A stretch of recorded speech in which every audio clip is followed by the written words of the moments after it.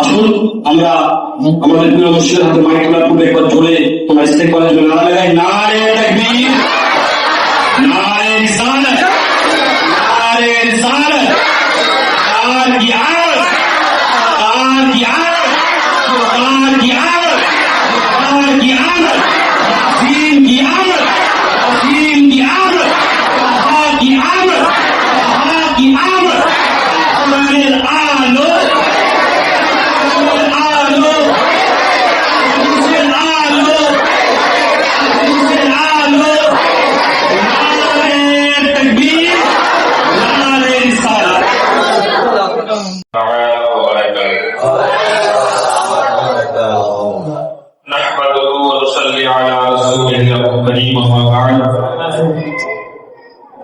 أعوذ بالله من الشيطان الرجيم بسم الله الرحمن الرحيم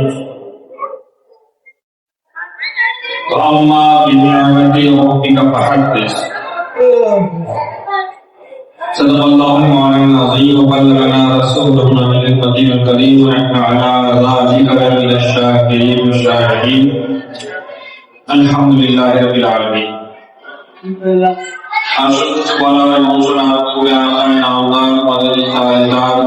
محمد رسول الله صلى الله عليه وسلم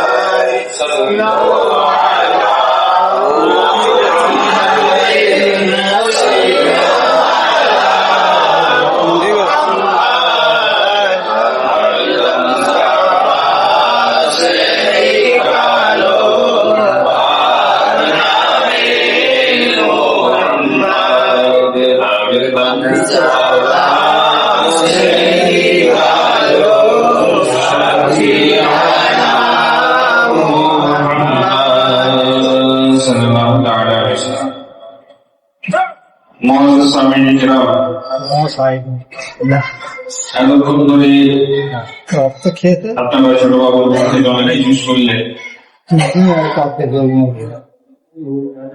আমি আজকে বক্তব্য করার জন্য আসি, আমি এসেছিলাম নসিহত করার জন্য। যে আদাব সেগুলো আমাদেরকে খেয়াল রাখতে হবে। সর্বপ্রথম একটা জিনিস মনে রাখতে হবে যে রাসূলে পাক সাল্লাল্লাহু তাআলা আলাইহি ওয়াসাল্লাম সাহেবে আওলাদ তার সন্তুষ্টি কামনা করাটাই হচ্ছে একটা মুমিনের কাজ। যেখানে আল্লাহর সন্তুষ্টি চায় সারা বিশ্ব জগৎ, সবাই আমরা কি চাই যে আল্লাহ সন্তুষ্ট আমাদের প্রতি, তাই না? সেইখানে আল্লাহ আমার রাসূলকে সন্তুষ্ট করতে চান, খুশি করতে চান। কোরআনে পাকের মধ্যে আল্লাহ তাবারক ওয়া তাআলা ইরশাদ করেছেন, ওয়ালা সাউফা ইউতিকা রাব্বুকা ফাতারদা, হে মাহবুব শীঘ্রই আমি আপনাকে এত দান করব, এত কিছু দেব যে আপনি সন্তুষ্ট হয়ে যাবেন। তার মানে বোঝা গেল যে আমার রাসূলেরও সন্তুষ্ট চান আল্লাহ। তো যার সন্তুষ্ট স্বয়ং আল্লাহ চান, তো আমাদেরও উম্মত হিসাবে সেই রাসূলের সন্তুষ্টি দেওয়া দরকার, তাই না? কালকে আমরা সকলে জুলুসে বের হব, কিন্তু তার আগে অবশ্যই অবশ্যই আমরা যেন কাল ফজরের নামাজে সকলে শরীক হই। অন্যদিন কি করেন না করেন আপনাদের জন্য দোয়া করি যেন আল্লাহ তাবারক ওয়া তাআলা আপনাদের সকলকে পাঁচওয়াক্ত নামাজি হওয়ার তৌফিক দান করুন। সবাই বলুন আমিন। যে অন্যান্য দিনেও যেন আমরা কাতার ভর্তি হয়ে নামাজ পড়তে পারি, কিন্তু কালকে বিশেষ করে অবশ্যই অবশ্যই যেন আমরা নামাজের কালকে ফজরের সময় যেন আমরা মসজিদে হাজির থাকতে পারি। অন্যদিন আমার শারীরিক অসুস্থতার কারণে বা অন্যান্য কিছু সমস্যার কারণে আমি মসজিদে থাকতে পারি না, কিন্তু ইনশাআল্লাহ আমি নিজেও কালকে ফজরের সময় থাকবো, বাকি আল্লাহর মসজিদ। এবং কালকে ফজরের পর থেকেই মহিলা পুরুষ সকলের জন্য এই আদেশ, এটা আদেশ হিসাবে বলছি, আজকে অনুরোধ করছি না, আদেশ। তার কারণ আমার সেই অধিকার আছে আপনাদেরকে আদেশ করা। মসজিদ হিসাবে, মসজিদের নায়েব হিসাবে যারা আমার হাতে মুরিদ হয়েছে তাদের হিসাবে মসজিদ হিসাবে, আর পীর মসজিদ যারা আব্বা হুজুরের হাতে মুরিদ হয়েছে তাদের কাছে আব্বা হুজুরের নায়েব হিসাবে আমার অধিকার হয়েছে যে আপনাদেরকে ভালো কাজের আমি আদেশ দিই। সেই কারণে আপনাদের কাছে এটা আদেশ, আর যদি না পালন করেন তাহলে আপনারা কিন্তু সকলেই গুনাহগার হবেন। সেই আদেশটা তেমন কিছু নয়, এতে আমার লাভ কিছু নেই, এতে আপনাদেরই আসলে লাভ কি, যে কাল ফজরের সময় প্রত্যেকে মহিলারা যারা আছেন নিজের বাড়িতে উঠবেন, নামাজের ব্যবস্থা করবেন, নামাজ পড়ার চেষ্টা করবেন গোসল করে পবিত্র হয়ে। আমরা পুরুষরা যাদের পক্ষে মসজিদে আসা সম্ভব সকলেই আসার চেষ্টা করবেন, যে মসজিদে আমরা এসে সকলে নামাজ পড়ব। এবং যে সময় মসজিদে সালাত সালাম শুরু হবে সেই সময় হিঞ্চিতে এমন কোন বাড়ি যেন খালি না থাকে যারা নিজেদেরকে আমরা মুসলমান দাবি করি, আহলে সুন্নাত দাবি করি, নবীর গোলাম দাবি করি, তাদের বাড়িতে যেন সালাম পড়ানো হয়। মানে অর্থাৎ প্রতি বাড়িতেই সেই সময়টুকু যেন ওই মাইকের সালামের সঙ্গে কণ্ঠ মিলিয়ে যেন আমরা সালাম পড়ি। যতক্ষণ মসজিদে সালাম চলবে আপনারা নিজের নিজের বাড়িতে দাঁড়িয়ে সেই সময়টা সকলে ওই সালামের সঙ্গে উচ্চ স্বরে সালাম করবেন, যাতে পুরো হিঞ্চিময় সালামের আওয়াজ শুনতে থাকে এবং মানুষ জানতে পারে যে আজকের নবীর উম্মতেরা নবীর আগমনের জন্য খুশি মানাচ্ছে। তার কারণ আল্লাহ তাবারক ওয়া তাআলা বলছে, ওয়া আম্মা বিনি'মাতি রাব্বিকা ফাহাদ্দিস, তোমরা তোমার প্রতিপালকের তরফ থেকে আসা যে নেয়ামত আছে সেই নেয়ামতের খুব বেশি বেশি করে চর্চা করো। আর রাসূলের যে বড় নেয়ামত কিছুই নেই। তার কারণ আল্লাহ তাবারক ওয়া তাআলা একটু আগেই বাবু বলছিলেন যে আমাদেরকে আল্লাহ তাবারক ওয়া তাআলা অনেক নেয়ামত দিয়েছেন, কিন্তু আল্লাহ বলছেন না যে আমি তোমাদের উপর ইহসান করেছি। কিন্তু যখন রাসূলকে পাঠালেন তো আল্লাহ বলছেন, লাকাদ মান্নাল্লাহু আলাল মুমিনিনা ইয বা'সা ফীহিম রাসূলা, যে মুমিনগণ তোমাদের উপর আমি ইহসান করেছি আমার নবীকে তোমাদের মাঝে পাঠিয়ে। হ্যাঁ, তাহলে রাসূলের আগমন যদি আমাদের জন্য ইহসান হয়, ইহসান কখন হয়? যখন বড় কিছু আমরা দিই। কাউকে 10 টাকা যদি আমি ধার দিই, আমরা কখনো বলি যে তোর উপর আমি ইহসান করলাম? কিন্তু যখন খুব বড় বিপদের কেউ পড়েছে সেই সময় যদি 1 লাখ 2 লাখ 5 লাখ দিই, তো আমি তখন বলি যে হ্যাঁ তুই আমার এত নিব খারাপই করছিস, তোকে তো আমি আজকে 5 লাখ টাকা না দিতাম তুই উঠতে পারতিস, বলি না? তার মানে বড় যখন কিছু ইহসান করা হয় তখন ইহসান কাটানো হয়। তো আমার রাসূলের আগমন কত বড় ঘটনা যে আল্লাহ এসে কত কত জিনিস নেয়ামত করে আমাদেরকে দিয়েছে, কিন্তু আল্লাহ ইহসান জানাচ্ছেন না। কিন্তু রাসূলকে যখন পাঠিয়েছেন আল্লাহ ইহসানটা জানাচ্ছেন যে তোমরা এত নাফরমানি করছো আমার, তোমাদের উপর তো আমার ইহসান আছে যে আমার রাসূলকে যাকে আমার প্রিয় দিনটাকে তোমাদের জন্য পাঠিয়ে দিয়েছে। তবে আমাদেরকে সেই সময় কি করতে হবে? ফজরের সময় আবারও বলছি, পুরুষরা আমরা সকলে চেষ্টা করব মসজিদে আসা, যারা আসতে পারবেন না আর এবং মহিলারাও নিজেদের বাড়িতে সেই সময় সুন্দরভাবে পা ওযু হয়ে নামাজে পড়বেন। আপনার তারপরে সালাত সালামে দাঁড়াবেন। আর একটা মাসআলার কথা বলেছি, সবাই হয়তো সেই সময় পরিষ্কার থাকবেন, আমি খুলে আর বললাম না, মহিলাদের কথা বলছি, সবসময় সেই সময় সেই দিন হয়তো নাও পরিষ্কার থাকতে হবে, কিন্তু সালাত সালাম যখন হবে সেই সময় আপনি মুখে পড়ুন আর না পড়ুন, অন্তত ওয়াজু করাটা ওই পরিস্থিতিতেও জায়েজ আছে। ওই পরিস্থিতিতে ওয়াজু করা জায়েজ আছে। এবং রাসূলের পাকের উপর যখন দরুদ সালাম পাঠ করা হবে সেই সময় শুনবেন এবং আপনারাও দাঁড়িয়ে দাঁড়িয়ে অন্তত হাজির হওয়ার চেষ্টা করবেন। ভুলের নামাজে পড়বেন না, কিন্তু আস্তে আস্তে মিলিয়ে পড়াও আপনাদের জন্য জায়েজ রয়েছে, আপনারা সেই সময় পড়বেন, যাতে করে সেই বারকাতটুকু আপনারা হয়। আর এই দরুদ শরীফের বারকাতে কালকে যখন সমবেত কণ্ঠে আমরা দরুদ শরীফ পাঠ করব, যখন দরুদ শরীফ পাঠ করার পর সালাত সালাম পাঠ করব, তো এতজন মিলে যখন সালাত সালাম আমাদের পাঠ করা হবে সেই হুজুর পাকের বারগাহে যদি হাজির হয়ে যায়, হ্যাঁ, তাহলে আমাদের জীবন সার্থক হয়ে যাবে। রাসূলে পাক হাদিসে পাকের মধ্যে আছে, দুটি হাদিস আছে। এক, রাসূলে পাক বলছেন আমার উম্মতের মধ্যে থেকে যখন কেউ আমার উপর দরুদ প্রেরণ করে তো আমি নিজ কানে শুনি। আবার এই হাদিসে পাকের মধ্যে আছে যে আমার উপর যখন কেউ দরুদ পাঠ করে তো ফেরেশতারা সেই দরুদকে আমার পর্যন্ত পৌঁছে দেয়। এমনি তেমনি পৌঁছায় না, তার নাম ঠিকানা সহ পৌঁছে দেওয়া হয়। তো আমাদের দরুদ যদি পৌঁছে যায় বারগায়ে রিসালাতে, আর এটা যদি বলে দেওয়া হয় রাসূলের পাকের দরবারে যে ইয়া রাসূলুল্লাহ, হিমচি গ্রামবাসীদের মধ্যে থেকে অমুক বাড়ি থেকে অমুক ব্যক্তি ফজরের সময় সমস্ত কাজ কাম ছেড়ে দিয়ে প্রথমে ফরজ নামাজ আদায় করেছে এবং আপনার ভালোবাসায় সালাত ও সালামের প্রতীক হয়েছে, ইয়া রাসূলুল্লাহ, এটা আপনি কবুল করছেন না? যদি কবুল করেন আমাদের বেড়া পার, আমাদের বেড়া পার হয়ে যাবে। সুতরাং অবশ্যই অবশ্যই কালকে আপনারা সকলে দাঁড়িয়ে সালাত ও সালাম পাঠ করবেন যতদূর পর্যন্ত মাইক, আশা করি ঠিক আছে নাকি? মসজিদের মাইক ঠিক আছে তো? কোনো সমস্যা নেই তো? তো যতদূর পর্যন্ত মসজিদের মাইকের আওয়াজ যাবে, যদি আওয়াজ নাও যায়, যেখানে আওয়াজ যাচ্ছে না তাদের জন্য অন্তত এই খবর পৌঁছে দেবেন, বা যারা এসেছেন হয়তো তাদের বাড়ি পর্যন্ত আওয়াজ যায় না, একটা টাইম আন্দাজ করে নেন যখন হালকা সূর্য উঠছে আমার রাসূলের আগমনের টাইম হচ্ছে সেই টাইম। রাসূল পাক সাল্লাল্লাহু তাআলা আলাইহি ওয়াসাল্লাম সুবহে সাদিকে জন্মগ্রহণ করেছিলেন। হ্যাঁ, কেন সুবহে সাদিকে জন্মগ্রহণ করেছিলেন এর একটা রহস্য আপনাদের কাছে খুলি। রহস্যটা হচ্ছে এই, যদি রাত্রে আমার রাসূল জন্মগ্রহণ করতেন তো রাত দিনকে বলতো যে এই দিন আমি তোমার চেয়ে শ্রেষ্ঠ, কারণ আমার মাঝে আমাদের রাসূল এসেছে।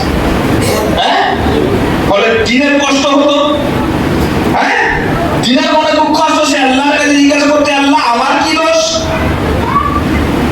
তো দিন কষ্ট পেত, আর দিনে যদি রাসূলে পাক আসতেন তাহলে রাতের কষ্ট হতো, যে রাত বলতো যে আল্লাহ আমার কি দোষ? সেই কারণে এমন একটা সময় পেলেন যখন তার না রাতের অন্ধকার ছিল না, দিনের আলো ছিল, মাঝামাঝি সময় আমার রাসূলকে পাঠানো হলো যাতে রাতও সন্তুষ্ট হয়ে যায়, দিনও সন্তুষ্ট হয়ে যায়। তার কারণ হচ্ছে তিনি রাহমাতুল লিল আলামিন, তিনি রাতের জন্য রহমত আর দিনের জন্য রহমত। এখন প্রশ্ন উঠতে পারে যে হুজুর এটা তো সন্ধ্যাবেলা হলেও হতে পারতো, কারণ সন্ধ্যাবেলাও দিন আর রাতের মাঝামাঝি একটা সময়। হ্যাঁ, সন্ধ্যাবেলা দিন আর রাতের মাঝামাঝি সময় না, অন্ধকার আলো বুঝে যাচ্ছে, অন্ধকার আসছে। তো এর একটা উদ্দেশ্য হচ্ছে যে রাসূলের পাক যদি সন্ধ্যার সময় আসতেন, বাতিল পন্থীরা এটা বলার সুযোগ পেয়ে যেত যে দেখো তোমার নবী এলো আর অন্ধকার নিয়ে এলো, যে কারণে রাত আসার সময় তিনি হয়েছেন। কিন্তু আল্লাহ তাআলা তিনি তো আল্লাহুল গুয়ুব, তিনি তো গায়ব জানেন না, তিনি তাই এমন সময় করলেন যাতে বোঝা যায় যে আমার রাসূল আসার কারণে অন্ধকার হয়নি, বরং অন্ধকার দূর হয়ে আলো এসেছে। সুবহানাল্লাহ, তিনি নূর আলা নূর, তিনি আলোকিত করার জন্য এসেছেন। তাই আলো দূর করে দিতে তাকে সুবহে সাদিকের সময়, ওই ফজরের সময় যখন আলো হালকা ফুটছে সেই সময় তাকে পাঠানো হয়েছে। তো সেই কারণে ওই সময়টুকু যখন সূর্য উড়বো করছে, হালকা যখন আকাশ দেখবেন একটু পরিষ্কার হয়ে গেছে, আপনারা সেই সময় যাদের ওখানে মাইকের আওয়াজ পৌঁছায় না তারা চেষ্টা করবেন সালাত ও সালামে শরীক হওয়ার, এবং সালাত ও সালাম নিজের বাড়িতে পড়বেন। হ্যাঁ, 5টার দিকে, প্রায় 5টার কাছাকাছি সময় তখন সালাত ও সালাম হবে। সেই সময়টা আপনারা চাইলে আপনারা যা নিজের বাড়িতে সালাম করবেন, এবং এখানে যখন শুরু হবে যার বাড়িতে আওয়াজ পৌঁছাবে তারা সকলে সমবেত হয়ে এই সালাত ও সালামের সঙ্গে যোগ হবে, এবং দোয়াও হবে, সেই দোয়াতেও শামিল হবে ইনশাআল্লাহ। তার কারণ কালকের সেই ওয়াক্তটা হচ্ছে খুশুসি ওয়াক্ত, আমার রাসূলের আগমনের ওয়াক্ত। হ্যাঁ, আর আমার রাসূলের আগমনের ওয়াক্ত হিসাবে যেহেতু সেটা খুশুসি ওয়াক্ত, তাই সেটা মাকবুলিয়াতের ওয়াক্ত। এই সময় যদি কোনো দোয়া করা হয় আমাদের বিশ্বাস ইনশাআল্লাহ আল্লাহ দোয়ার কথা হ্যাঁ, তাহলে সেটা একটা করবেন। তারপরে ইনশাআল্লাহ সকলে তড়িঘড়ি করে গোসল হয়ে পাক সাফ হয়ে আমরা সকলে সময় মতো এখানে চলে আসবো, যেন আমরা জুলুসে সকলে শরীক হতে পারি। এর আগের দিনেও আমি বলেছিলাম যে জুলুসের মধ্যে কোন রকম বিশৃঙ্খলা করার চেষ্টা করবেন না।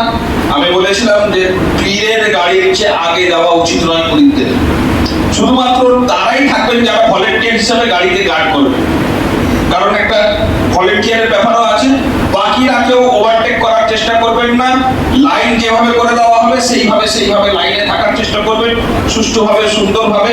ইনশাআল্লাহ তাবারাক ওয়া তাআলা আমরা যেন লাইন দিয়ে সুষ্ঠুভাবে এসে আপনার জুলুস পুরো করব।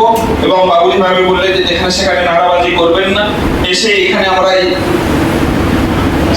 আপনার আস্তানা পাকের সামনে এসে আমরা জুলুস পাক শেষ করব। এবং তারপরে জুমার দিন আছে, সেই জুমার দিনে আমরা জুমার নামাজ পাঠ করব এবং জুমার নামাজে বিলখুসুস আমরা দোয়া করব, কারণ কালকে ডবল ঈদ আমাদের জন্য। কালকে ডবল ঈদ আমাদের জন্য।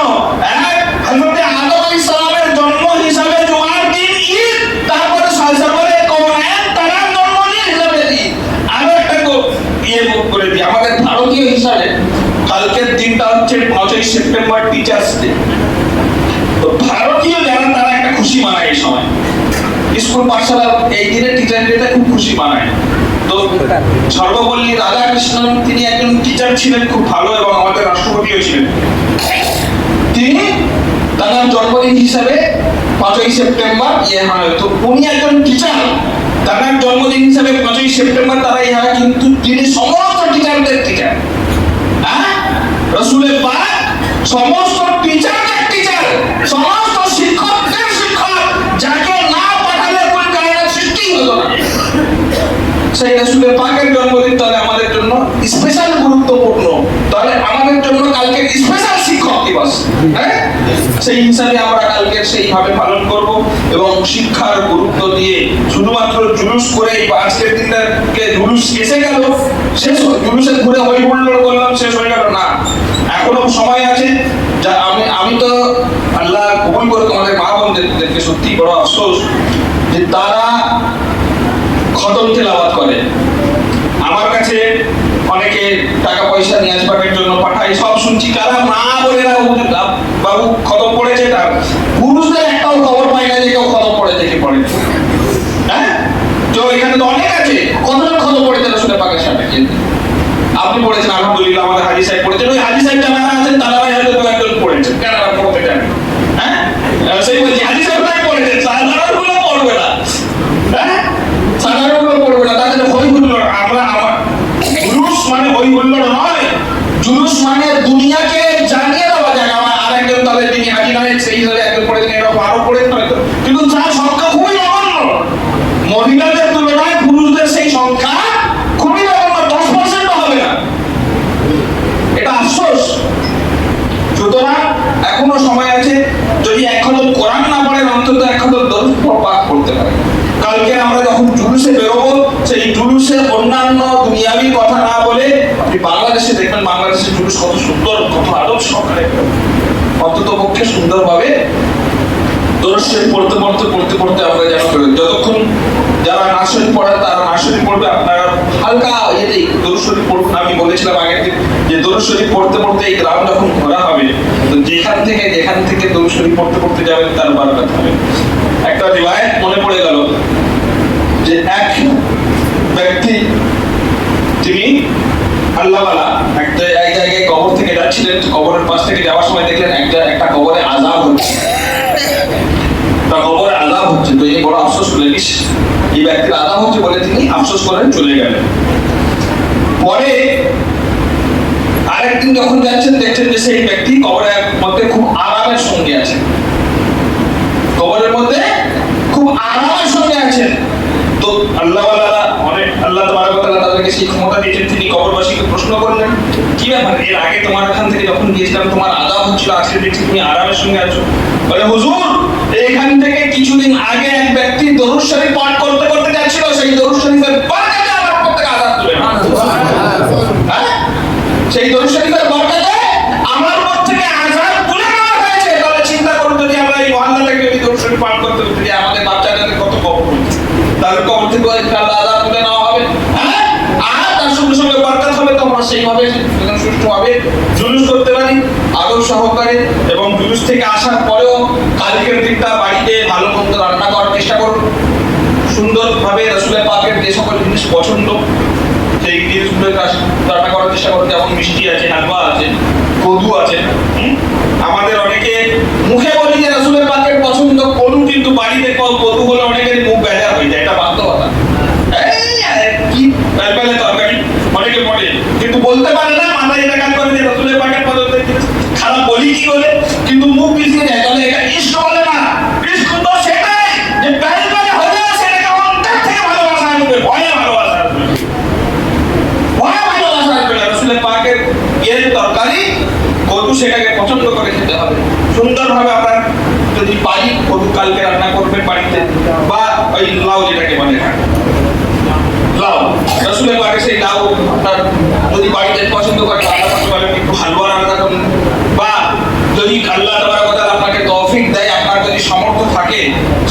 মাংস রান্না করতে পারেন, রাসূল পাক খাসির মাংসও পছন্দ করতেন। সেটা অবস্থাপন্ন মানুষদের জন্য, নাহলে এমনি গরিবের জন্য তো লাউ তো কোনো ব্যাপারই নয়। হ্যাঁ, লাউ হালুয়া এগুলো তো কোনো ব্যাপারই নয়। একটু বাড়িতে সেদিন কালকের দিনটা খেজুর রাখলেন, একটু দুধ রাখলেন, দিয়ে সেইগুলো সামনে রেখে ফাতিহা করলেন। ফাতিহা করার জন্য কাউকে আনার দরকার নেই। ফাতিহা করার জন্য 4 ফুল দরুদ শরীফ সূরা ফাতিহা ব্যাস এতটুকু পড়ে আল্লাহর দরবারে আপনি নিজে থেকে হাত তুলুন, যে ইয়া আল্লাহ, তোমার হাবিবের জন্মদিন উপলক্ষে আমার এতটুকুই জোগাড় করতে পেরেছি, এটাকে তোমার হাবিবের ওসিলায় করে কবুল করে নিয়ে আমার গুনাহ খাতাকে মাফ করে দাও। আপনাকে বাইরেও কিছু করতে হবে না, নিজেরাই ঘরের মানুষরা বসে খেয়ে দেন, তাতেই বরকত দেবে। শুধু উদ্দেশ্য হচ্ছে একটাই, যে রাসূলের পাকের জন্মদিনে খুশি মানানোটা শরীক হওয়া। আমরা যখন খুশি হই, বাড়িতে ভালো মন্দ রান্না করি কিনা, তো রাসূলের চেয়ে বড় তো খুশি কিছু নেই, সেটি একটু ভালো মন্দ রান্না করবো, সেইভাবে আমরা মিলাদ কাল পালন করবো ইনশাআল্লাহ।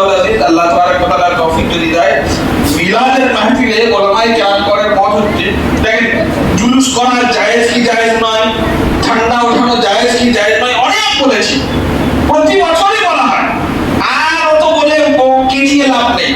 এবার আমাদেরকে রাসূলের পাকের জীবনী সম্পর্কে জানার দরকার আছে, সিরাত সম্পর্কে জানার দরকার আছে, জানার আদব, জানার চলাফেরা সম্পর্কে আমাদের জানার দরকার আছে, এবং তার উপর আমল করার দরকার আছে। আল্লাহ তাবারক ওয়া তাআলা যদি তৌফিক দেয়, ইনশাআল্লাহ রবিবার দিন আপনাদের সামনে সেই সম্পর্কে কিছু আলোকপাত করব। বাকি আল্লাহ তাবারক ওয়া তাআলা আমাদের সকলকে নেক আমল করার তৌফিক দান করুন। ওয়া আখিরু দাওয়ানা আলহামদুলিল্লাহি রাব্বিল আলামিন। উঠা ওয়াক্তে তাজিম হারিয়ে